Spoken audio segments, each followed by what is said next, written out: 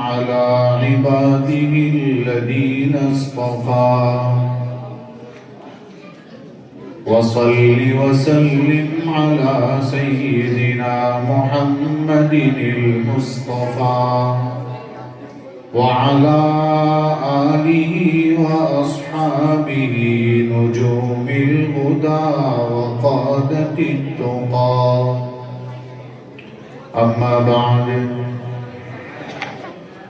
عن النبي صلى الله عليه وسلم أنه قال بادروا بالأعمال سبعا صدق رسوله النبي الأمي الكريم ونحن على ذلك لمن الشاهدين والشاكرين والحمد لله رب العالمين. ایک مرتبہ درود پاک پڑھیں. اللهم صل على سيدنا محمد وعلى آل سيدنا محمد وأصحابه وأزواجه وبارك وسلم.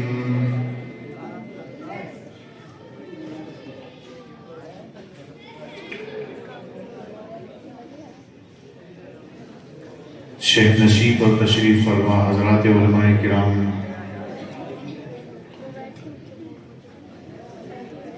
بزرگوں، دینی بھائیوں، عزیز طلبہ، طالبات، پردہ نشین، خواتین اسلام، تھوڑی دیر کے لیے شور بند ہو جائے، آواز بالکل بند ہو جائے.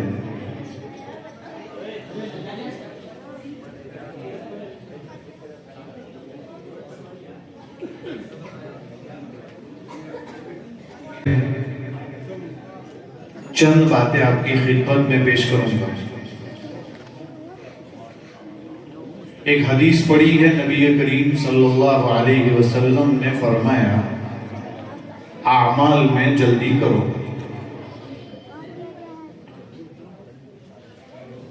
آپ صحابہ کے سامنے جو بات پیش کرتے تھے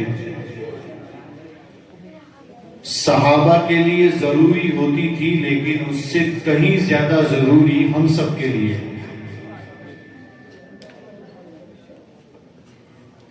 آپ نے فرمایا جتنا ہو سکے اعمال کرنے میں جلدی کرو، اس لیے کہ 7 چیزیں اگر آ گئی تو پھر آپ یہ اعمال نہیں کر پاؤ گے.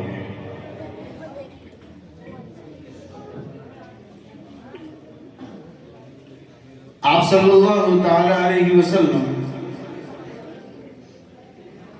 صحابہ کرام رضوان اللہ علیہ مجمعین کو موت کی تیاری کی فکر زیادہ کی دلایا کرتے تھے، اس لیے کہ اصل زندگی موت کے بعد کی ہے. وہ انسان غفلت میں ہے جو دنیا میں تو ہے لیکن موت کے بعد کی زندگی کی کوئی تیاری نہیں کر رہا ہے. اسی لیے آپ صلی اللہ علیہ وسلم فرماتے ہیں ابھی اللہ تعالیٰ نے آپ کو طاقت دی ہے، تندرستی دی ہے، کہیں یہ 7 چیزیں آپ کے سامنے آ گئی تو پھر آپ ابھی سجدہ کر سکتے ہیں، بعد میں نہیں کر پائیں گے.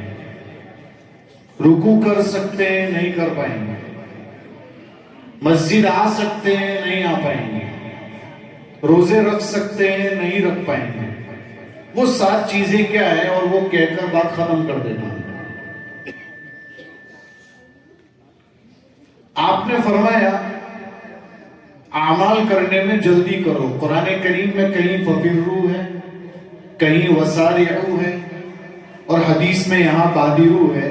اس کے معنی یہ ہے کہ اعمال کرنے کی طرف بھاگو.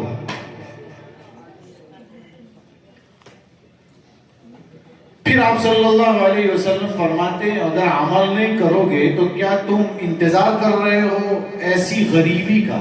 پہلی بات جو آپ کو سارے اعمال بھلا دے.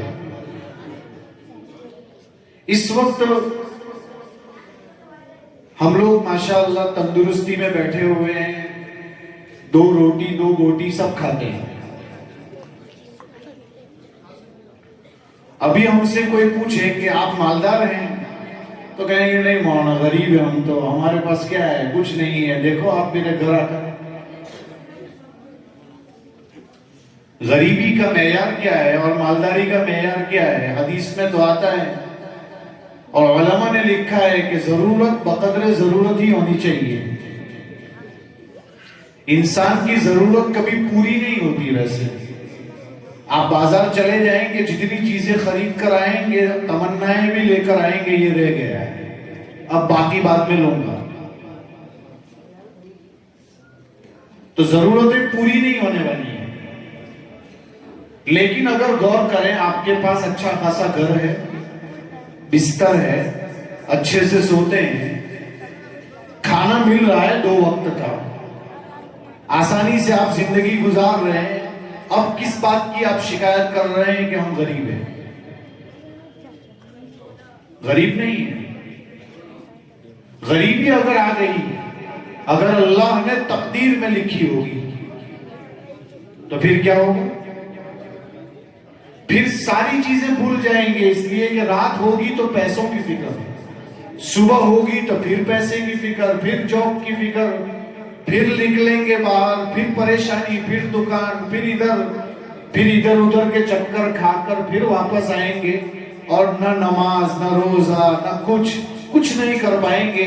کیا آپ اس غریبی کا انتظار کر رہے ہیں؟ اللہ کے رسول فرماتے ہیں وہ آئی تو نہیں ہے، لیکن اگر آ گئی تو پھر ابھی آپ سجدہ کر سکتے ہیں، وہ نہیں کر پائیں گے۔ ابھی آپ روزہ رکھ سکتے ہیں، بعد میں نہیں رکھ پائیں گے۔ وہ نہیں آئی ہے، کر لو، اس لیے کہ آگے کیا ہونے والا ہے اس کا پتہ نہیں ہے۔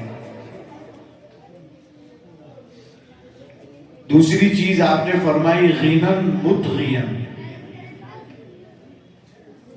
ایسی مالداری جو سرکشی پر لے آئے۔ ایک تو یہ ہے کہ انسان اپنے آپ کو یوں کہے کہ میرے پاس اتنا پیسہ کہاں ہے جو فلاں کے پاس ہے، ٹھیک ہے نہیں ہے، لیکن ناشکری کیوں کر رہا ہے؟ فقیر تو مالدار سے 500 سال پہلے جنت میں جائے گا، یہ تو ہم نے پڑھا ہے، تو پھر شکایت کس چیز کی؟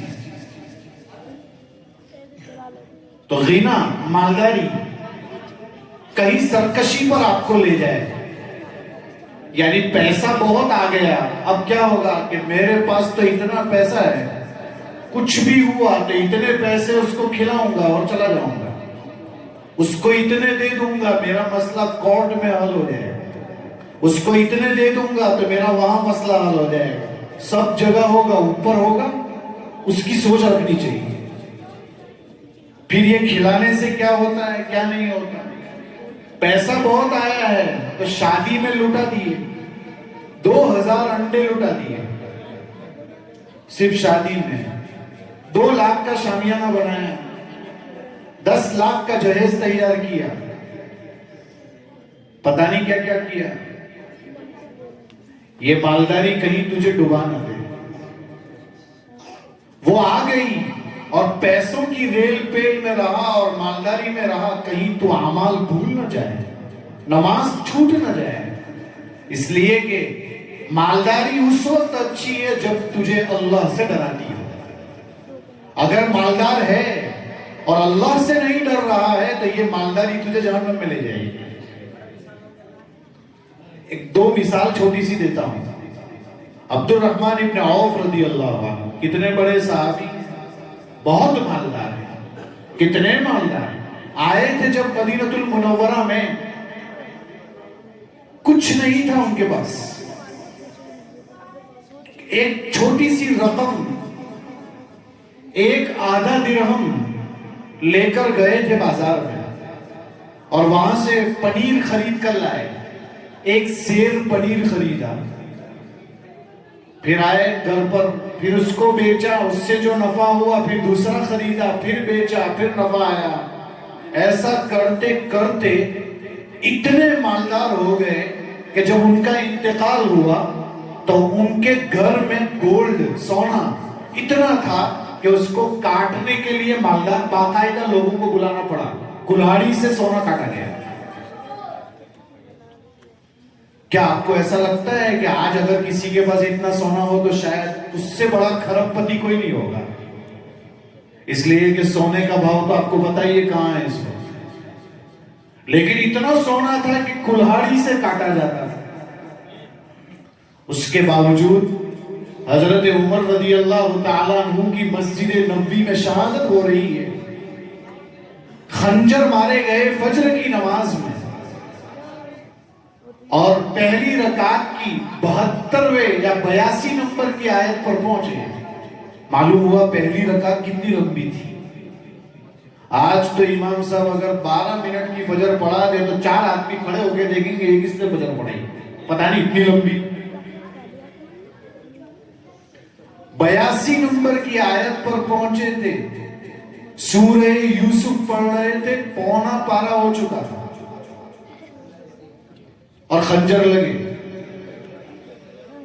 تو درمیانی نماز میں جس کو آگے کیا ہے پہلی صف میں سے، وہ عبد الرحمن ابن عوف رضی اللہ عنہ۔ میرے بھائیوں، مالداری تو تھی لیکن صف اول نہیں چھوٹ رہی تھی، نماز نہیں چھوٹ رہی تھی۔ آج لوگ دلڑلے سے نماز چھوڑ دیتے۔ من ترک الصلاۃ متعمدا فقد کفر، جو نماز کو جان بوجھ کر چھوڑ دے گا اس کا ایک قدم کفر میں چلا گیا۔ فوراً تو کافر نہیں ہو جاتا، لیکن چھوڑتا چلا گیا، چھوڑتا چلا گیا، چھوڑتا چلا گیا، چھوڑتا چلا گیا۔ ایک دن وہ آئے گا کہ دنیا سے جا رہا ہوگا لیکن اس کے دل میں ایمان سلامت نہیں ہوگا۔ اللہ حفاظت فرمائے۔ ہمارے گجرات کے ایک دارالقضا میں 2 میاں بیوی 2 لوگ آئے، دونوں کا طلاق کا مسئلہ تھا، کمپرومائز کرانے کی بات تھی، صلح کی بات تھی۔ قاضی صاحب نے کہا کہ صلح کی بات آپ سے کرتا ہوں لیکن پہلے آپ سے یہ پوچھتا ہوں آپ نماز پڑھتے ہیں؟ تو وہ شوہر نے کہا کہ میں جو ہے کوئی نماز نہیں پڑھتا۔ کہا اچھا 5 نمازیں نہیں پڑھتے؟ کہا نہیں پڑھتا۔ کہا جمعہ کی نماز نہیں پڑھتا، عید کی نماز وہ بھی نہیں پڑھتا، یعنی 8 کی بھی نہیں، کھٹ کی بھی نہیں اور 360 کی بھی نہیں، کچھ بھی نہیں، کوئی نماز نہیں پڑھ رہا۔ پھر دھیرے سے مفتی صاحب نے کہا، قاضی صاحب نے، کہ جو ہے قرآن کریم میں ہے وَالصُّلْحُ خَيْرٌ، صلح اچھی چیز ہے، کمپرومائز کر لو، رشتہ جوڑ لو۔ تو اس نے دھیرے سے نہیں زور سے کہا قرآن کو نہیں مانتا میں۔ یہ کیا ہے؟ ایتھسٹم میلے جو ہے، جس کو ہم لوگ الحاد کہتے ہیں، آج کل دنیا میں پھیلا ہوا ہے۔ اس نے نہ کہہ دیا۔ مفتی صاحب فرماتے ہیں میں نے غور کیا اس پر تو اس نتیجے پر پہنچا چونکہ اس کی زندگی میں نماز نہیں ہے اس لیے وہ اس حالت میں پہنچ گیا کہ کافر ہو چکا ہے۔ اب تو طلاق کی بات تو وہ نکاح ہی نہیں ہو سکتا ہے، آگے کا مسئلہ ہی ختم ہے۔ ایسے بہت سارے واقعات ہیں، وقت اجازت نہیں دیتا۔ تو مالداری اچھی چیز نہیں، بہت زیادہ آ گئی، اگر کہیں اعمال چھوٹ نہ جائے تو مالداری کب اچھی ہے؟ لا بأس بالغنى لمن اتقى، جو اللہ سے ڈرتا ہے اس کے لیے مالداری آ جائے تو کوئی مسئلہ نہیں، آئے گی تو بھی اس کو دنیا میں مشغول نہیں کرے گی، اللہ کی یاد سے غافل نہیں کرے گی۔ تیسری چیز آپ صلی اللہ علیہ وسلم فرماتے ہیں مرضا مفسدا، بیماری آ جائے، آ گئی تو کیا کریں گے؟ قرآن میں ہے اللہ الذی خلقکم من ضعف ثم جعل من بعد ضعف قوة ثم جعل من بعد قوة ضعفا وشيبا۔ غور کیجیے، اللہ تعالیٰ نے جب پیدا کیا تھا تب بھی کمزور تھا، کچھ نہیں کر سکتا تھا، پھر جوانی دی، طاقت آئی تو اس کو صحیح استعمال نہیں کیا، اور جب بڑھاپے میں پہنچ گیا تو کمزوری آ گئی، اب کچھ نہیں کر سکتا، واپس بچپنے میں لوٹ گیا۔ بیماری آئی، اگر بیماری ایسی آ گئی کہ ہاتھ اٹھ نہیں سکتا، پیر چل نہیں سکتا، زبان سے بول نہیں پا رہا ہے، سجدے کیسے کرے گا؟ کرسی پر بیٹھنے والوں سے پوچھو تو وہ بتائیں گے سجدے کی طاقت کیا ہوتی ہے، وہ کہیں گے چاہتا ہوں لیکن سجدہ نہیں کرتا۔ اللہ نے دی ہے نا، تندرستی دی ہے تو دی ہے تو اس کی قدر کرتے ہوئے نماز پڑھ لو، اس کی قدر کرتے ہوئے روزے رکھ لو، اس کی قدر کرتے ہوئے دنوں کی راتوں کی قدر کر لو۔ اگر آپ کی تقدیر میں، میری تقدیر میں، سب کی تقدیر میں بیماری لکھی ہوئی ہے تو آپ کیا کر سکتے ہیں؟ ہم کیا کر سکتے ہیں؟ کچھ بھی نہیں کر سکتے۔ وہ آ گئی، وہ آ جائے، اللہ کے رسول فرماتے انتظار کر رہے ہو اس کا، وہ آ جائے گی تو تم جو کچھ کر سکتے ہو وہ بھی نہیں کر پاؤ گے۔ پھر فرمایا ہرمن مفندن، بڑھاپا آ گیا، پیشاب بھی کر دیا بستر میں، پتہ نہیں چلتا بوڑھے کو، بولتا ہے دوسرے کمرے میں آواز بھی نہیں آتی، ایسی حالت ہے۔ اگر ایسا کچھ ہو گیا تو پھر کچھ نہیں کر پاؤ گے۔ ابھی اللہ نے صحیح سالم رکھا ہے نا تو کر لو، پابندی کر لو، شب برات آئے گی قدر کر لو، رمضان آئے گی روزے رکھ لو، قرآن کی تلاوت کا موقع ہے کر لو، زکوٰۃ دینے کا موقع ہے دے دو، کہیں جا سکتے ہیں چلے جاؤ، اگر کسی دینی مجلس میں شریک ہو سکتے ہیں جا کر فائدہ اٹھا لو، پڑا کام تو آئے گا کبھی نہ کبھی۔ لیکن اگر بڑھاپا آ گیا تو ختم ہو جائے گا۔ کھوسٹ بوڑھے کا حال آپ پوچھئے، کچھ نہیں کر پاتا۔ 4 چیزیں ہو گئی، 5ویں چیز فرمائی او موتن مجہزن، اچانک موت آ گئی، اور موت سب کو آنی، اور جب وہ آئے گی تو لقمہ ہی بنا دے گی، کچھ نہیں کر پائیں گے۔ کیا اس کا انتظار ہو رہا ہے؟ اگر وہ آ گئی تو آپ کو گھر میں بھی نہیں رکھیں گے، قبرستان لے جائیں گے، پھر کیسے عمل کر پاؤ گے؟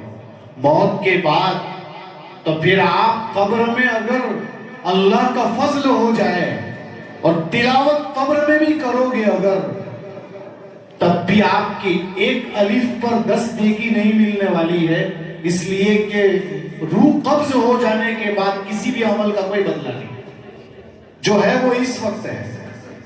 ایک بار چلے گئے ختم، پھر کچھ نہیں کر سکتے آپ۔ کیا اس کا انتظار ہے؟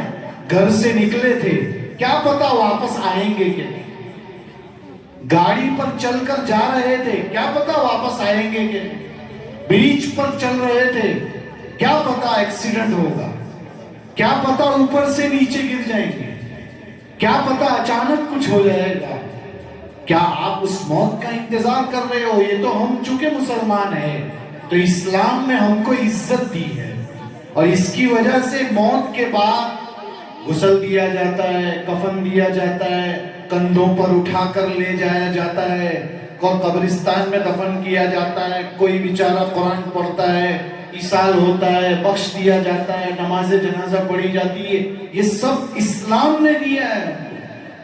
اگر مسلمان نہ ہوتے تو کیا ہوگا؟ تو آپ کو معلوم ہے کہ کسی لکڑی کے اندر ڈال کر جلا دیا جائے گا، یہ تو اسلام نے عزت دی ہے، تو آپ کو اندازہ ہے اس کا۔ اس لیے کیا اس موت کا انتظار کر رہے ہو؟ جو موت اچانک آ جائے گی تو لقمہ بنا دے گی۔ 5 چیزیں ہوئی، وہ آ جائے اس سے پہلے آپ فکر کر لو اعمال کی۔ 6ٹھی چیز فرمایا اوید دجال، کیا دجال کے نکلنے کا انتظار ہو رہا ہے؟ آج تک جتنی چیزیں جو ہم نے نہیں دیکھی ہے اور نکل رہی ہے، ایسی سب چیزوں میں سب سے خطرناک چیز دجال ہے۔ ہر نبی نے اپنے امتی کو ڈرایا، اور کتنا ڈرایا؟ ہر نبی نے ڈرایا، یہاں تک کہ آپ صلی اللہ علیہ وسلم نے ڈرایا۔ صحابہ کرام نے فرمایا اگر آ گیا تو کیا ہوگا اللہ کے رسول؟ تو اللہ کے رسول نے فرمایا میری موجودگی میں اگر آ گیا، اس لیے کہ آئے گا تو اسی امت میں آئے گا، اس لیے کہ اس کے بعد تو کوئی امت نہیں، نبی آخری نبی ہے، نبی کی جو ہم امت ہے یہ آخری امت ہے، تو اسی میں آئے گا۔ آپ نے فرمایا آئے گا اگر میرے سامنے تب تو میں خود نمٹ لوں گا اس سے، لیکن اگر میرے بعد آیا تو کیا ہوگا؟ تو پھر کیا ہوگا؟ بہت خطرناک اس کا فتنہ، اس کے چھوٹے چھٹونلے اس وقت دنیا میں ہیں جس کو ہم لوگ بولتے ہیں دجالی فتنہ ہے، لیکن دجال نہیں آیا ابھی، وہ جب آئے گا اس کے ساتھ والمدخل کی روایت کے مطابق 2 فرشتے چل رہے ہوں گے، اور وہ ایک فرشتہ ادھر سے بولے گا، ایک فرشتہ ادھر سے بولے گا۔ دجال بولے گا کہ میں رب ہوں، تو ادھر والا فرشتہ بولے گا جھوٹ بول رہا ہے، تو کہاں رب ہے؟ تو ادھر والا فرشتہ بولے گا سچ بول رہا ہے۔ آپ کو ایسا لگتا ہوگا کہ ادھر والے فرشتے نے سچ کس کو کہا؟ اس نے سچ ادھر والے فرشتے کو کہا ہے کہ سچ کہا کہ یہ جھوٹا ہے، لیکن کوئی نہیں سمجھے گا تو وہ دجال کے پندے میں آ جائے گا اور اللہ کی جہنم میں چلا جائے گا۔ کیسے سمجھیں گے؟ یہ اتنا خطرناک فتنہ ہوگا کہ سمجھنا مشکل ہوگا۔ کیا اللہ کے رسول فرماتے ہیں اس دجال کا انتظار ہے، اگر وہ آ گیا تو پھر کیسے اعمال کر پاؤ گے؟ پھر آپ نے فرمایا او الساعہ، قیامت کا انتظار ہے، یہ آخری چیز۔ ویسے بھی لوگ جو ہے پیشین گوئیاں کرتے رہتے ہیں، 2026 27 28 بدلتی رہتی ہے ان کی پیشین گوئیاں، کہ آئندہ سال آئے گی، اس کے بعد کے سال آئے گی، اس کے بعد کے سال آئے گی، تیاری کچھ نہیں ہے، لیکن قیامت کی بہت فکر ہے۔ قیامت آ جائے گی تو کیا ہوگا؟ اللہ کے رسول فرماتے ہیں سب سے خطرناک ہے، کڑوی ہے، خوفناک ہے، اور پھر اس وقت کیا ہوگا؟ ارے دودھ پلانے والی دودھ پلانے والے کو چھوڑ دے گی، شوہر بیوی کے پاس، بیوی شوہر کے پاس نہیں ہوگا، ماں باپ کو لوگ بھول جائیں گے، بھاگم بھاگی افراتفری ہوگی، ایسے موقع پر کیا عمل کر پائیں گے؟ فرماتے ہیں وہ آ جائے گا تو بہت مشکل ہو جائے گا، اس سے پہلے اپنی فکر کر لو۔ میرے بھائیوں، پوری حدیث کا ایک ہی پیغام ہے، 7 چیزوں کا انتظار مت کرو، اس سے پہلے اللہ نے ہم کو موقع دیا ہے، تندرستی دی ہے، تو پھر اپنی فکر کر لو۔ ادھر پر مستورات بیٹھی ہوئی ہے، اس دور میں عورتوں کا آنا اور جلسوں میں آنا، اتنی کثیر تعداد میں آنا، جوان لڑکیوں کا آنا، برقع پوش ہو کر آنا بہت بڑی بات ہے، آسان نہیں۔ فتنوں کا دور ہے، اور فتنوں کے دور میں دین کی بات سننے کے لیے جمع ہو جانا ہی بہت بڑی بات ہے۔ چھوٹی سی بات کہہ کر بات ختم کر دیتا ہوں۔ اکرمہ ابن ابی جہل جو بہت بعد میں رضی اللہ عنہ بنے، پہلے تو وہ رضی اللہ عنہ نہیں بنے تھے، وہ ایمان نہیں لائے تھے۔ اللہ کے رسول نے فتح مکہ کے موقع پر بہت سے لوگوں کے لیے معافی کا اعلان کیا تھا، لیکن 14 لوگ ایسے تھے جن کے بارے میں آپ نے فرمایا معافی نہیں۔ ان میں سے ایک اکرمہ تھے، ان کی بیوی ام حکیم ایمان لے آئی، اور ام حکیم جب ایمان لے آئی تو اس نے اللہ کے رسول سے درخواست کر دی کہ اللہ کے رسول، میرا شوہر جس کا خون حلال ہے اس وقت، آپ کچھ درخواست کرتی ہوں آپ سے، میرے شوہر کی معافی ہو جائے گی؟ آپ نے فرمایا ہو جائے گی۔ میرے بھائیوں، عورت ہو تو ایسی ہو جو اپنے شوہر کی کتنی فکر کر رہی ہے کہ کہیں وہ جہنم میں نہ چلا جائے۔ تو آج لڑکی کا جذبہ ایسا ہونا چاہیے کہ میں اکیلی کیوں جنت میں جاؤں، میری سہیلی کو کیوں نہ لے جاؤں، میرے گھر والوں کو کیوں نہ لے جاؤں، میرے پڑوس والوں کو کیوں نہ لے جاؤں، کہیں وہ جہنم میں نہ چلے جائیں۔ تو یہ فکر کر کے مدرسوں سے جوڑ کر لڑکی کو دیندار بنانے کی کوشش کرنی چاہیے، اس کی فکر کرنی چاہیے۔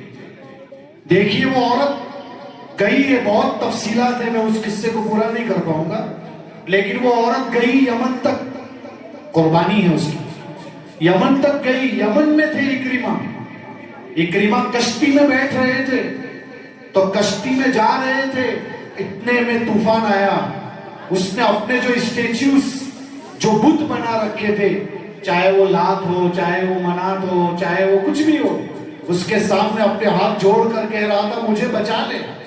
تو کشتی چلانے والے نے کہا یہ نہیں بچائے گا، وہ تو اوپر والا بچائے گا، بت نہیں بچائیں گے تجھے. تو پھر اکرمہ نے کہا اس کا مطلب یہ ہوا کہ جو یہاں وہ بچا سکتا ہے تو خشکی میں بھی تو وہی بچا سکتا ہے، کوئی اور نہیں بچا سکتا. بس اس کے دل میں ایمان کا چراغ جل گیا، وہ وہاں سے نکلا. اتنے میں یہ ام حکیم پہنچ گئی. فرمایا اللہ کے رسول نے بلا لیا ہے آپ کو، چلیے میرے ساتھ. ساتھ میں چلے. راستے میں چونکہ یہ دونوں میاں بیوی تھے، راستے میں عورت نے تقاضا کر دیا کہ بہت دن ہو گئے اپنے دونوں ساتھ نہیں ہوئے ہیں، میں آپ کے ساتھ ضرورت پوری کرنا چاہتا ہوں. اکرمہ نے کہا. ام حکیم نے کیا کہا؟ یہ خوف آج عورت کو پیدا کرنے کی ضرورت. ام حکیم نے کہا میں مسلمان اور تم مسلمان نہیں ہو، اور میرا مذہب اجازت نہیں دیتا کہ اس وقت میں آپ کے ساتھ کوئی ریلیشن شپ کروں، کچھ نہیں کر سکتا، اس وجہ سے کہ تیرا اور میرا مذہب الگ الگ ہے، اور مجھے اللہ سے ڈر لگتا ہے. چند لمحے پہلے ایمان لائی ہے، وہ چند گھنٹوں پہلے، چند دنوں پہلے ایمان لائی ہے، لیکن دل میں اللہ کا خوف دیکھیے کہ وہ عورت یوں کہہ رہی ہے کہ نہیں، اس وقت نہیں، اس لیے کہ جب تک تم کلمہ نہیں پڑھو گے میں تمہارے ساتھ مل نہیں سکتی ہوں. گئے اللہ کے رسول کے پاس. اس عورت نے کیا کہا تھا؟ اس عورت نے یوں کہا تھا کہ میں جس شخص کے پاس سے اکرمہ آ رہی ہوں اس کی 3 خوبیاں ہیں. نمبر 1، سب سے زیادہ لوگوں میں رشتہ جوڑنے والے ہیں. اللہ کے رسول کے بارے میں کہہ رہی، اتنی دیر میں تو نبی کو اتنا سمجھ گئی ہو. سب سے زیادہ اللہ کے رسول کیسے ہیں؟ رشتہ جوڑنے والے ہیں. عورت کو یہ پیغام ملتا ہے کہ گھروں میں رشتے مت توڑیے، جوڑیے. اس لیے کہ جو رشتہ توڑتا ہے اس کی شب برات ہو کہ شب قدر ہو، بڑی راتوں میں اس کی مغفرت نہیں ہوتی، چاہے کتنی بھی دعا مانگ لے. اس لیے رشتے جوڑیے. فخر سے لوگ بیان کرتے 3 سال سے اس سے بات نہیں کرتی، 5 سال سے میں اس سے بات نہیں کرتا. فخرن مت بیان کیجئے، اپنے اعمال کے بارے میں غور کیجئے، قبول بھی ہو رہے ہیں کہ نہیں. سوچئے اس کو، پہل کیجئے. جو پہل کرتا ہے وہ جنت میں بھی پہلے ہی چلا جائے گا. اور دوسری چیز فرمائی، لوگوں میں سب سے زیادہ نیکی کرنے والے ہیں. آپ سب سے کہوں گا، اللہ کے رسول کے بارے میں اس نے تو کہا ہے کہ سب سے زیادہ نیک ہیں. ہم کو بھی نیک بننے کی ضرورت ہے. بیان تو سن سن کے ہم سنی ہو گئے، کان بھی انسن ہو گئے، کچھ نہیں ہوا. لیکن اگر اتنا بڑا مجمع قبول یہ بیان اس وقت ہوگا کہ ابھی عشاء کی نماز ہوگی، کتنے گھر جائیں گے، کتنے یہاں نماز پڑھیں گے. اگر سب نماز پڑھ کے جائیں تو یہ مدرسہ اللہ کے یہاں قبول ہو جائے گا اور یہ جلسہ بھی قبول ہو جائے گا. اس لیے کہ بیان سننے کا ایک ہی مقصد ہے کہ جو نبی نے کہا ہے اس پر عمل کیا جائے، قرآن اور حدیث پر عمل کیا جائے. مدرسے اسی لیے زندہ ہیں، اسی لیے قائم ہیں. لیکن اگر یہ نہیں ہے کہ آپ میں سے پون حصے کے لوگ گھر چلے جاتے ہیں بیان سن کر، تو اس پر آپ کو اوپر کچھ نہیں ملنے والا ہے. نماز پڑھیں گے تو یہ آپ کے ایمان کی گواہی ہوگی. اس لیے کہ صحابہ کے یہاں نماز پڑھنے والے کو ہی مسلمان کہا جاتا تھا، کسی اور کو نہیں. سے نیک بننے کی ضرورت ہے. آگے رمضان آ رہا ہے، تلاوت اتنی کیجئے کہ شیخ زکریا نے فرمایا رحمت اللہ علیہ کہ میرے گھر کی مستورات، گھر کے سارے کام کاج رمضان میں کرنے کے ساتھ ساتھ 18 سے 20 پارے تلاوت کرتی ہیں. ہماری عورتیں 1 پارہ ہی کر لیں، اتنا ہی درخواست کروں، 2 پارے ہی کر لیں، آدھا پارہ ہی کر لیں، انشاءاللہ فائدہ ہوگا. اور تیسری چیز فرمائی، لوگوں میں سب سے اچھے ہیں. ہم کو بھی اچھا بننے کی ضرورت ہے. نبی نے فرمایا سب سے اچھا وہ ہے جو لوگوں کو نفع پہنچائے، ہمارے ذریعے سے لوگوں کو نفع پہنچائے. آج کا جلسہ بڑا اچھا رہا. ایک بچے نے اپنا نمونہ پیش کیا، اور 2 خطاب بھی مجھ سے پہلے ہو چکے ہیں، بہت مؤثر خطاب ہوئے. اللہ تعالیٰ سب کو قبول فرمائے، آپ کی حاضری کو قبول فرمائے، اس مدرسے کو دین دنی رات چوگنی ترقیات سے مالا مال فرمائے.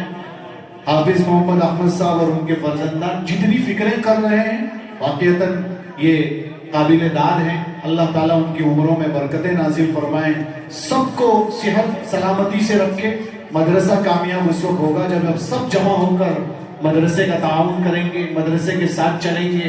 ایک مرتبہ نہیں, 5 مرتبہ نہیں, 1000 مرتبہ مدرسے کی فکر کریں گے, اپنے بچوں کو مدرسے بھیجیں گے, تو پھر یہ مدرسے دین کے قلعے ہیں, روشن چراغ بن کر ابھریں گے. اللہ تعالیٰ ہم سب کو عمل کرنے کی توفیق عطا فرمائے.